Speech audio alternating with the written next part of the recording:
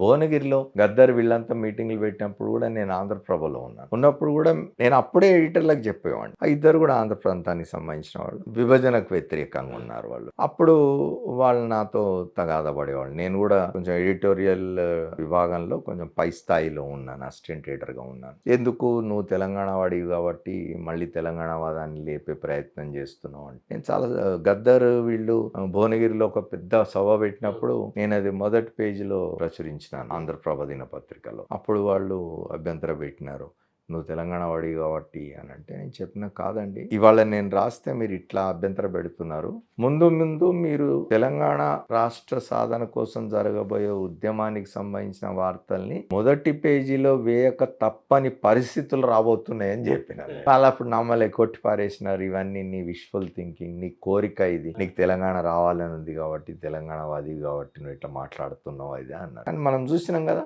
తర్వాత కాలంలో ఏ పత్రిక అయినా, అది ఆంధ్ర ప్రాంత యాజమాన్యంలో ఇంకా యాజమాన్యంలో ఉండని, తెలంగాణ ఉద్యమం సంబంధించి జరుగుతున్న విషయాలని మొదటి పేజీలో ప్రధానంగా ప్రచురించక తప్పని పరిస్థితి ఏర్పడింది కదా. లేకపోతే పత్రిక మనుగడ ప్రమాదం మరి అయిపోయాయి. నేను చెప్పిన మాట అది ఆ రోజు.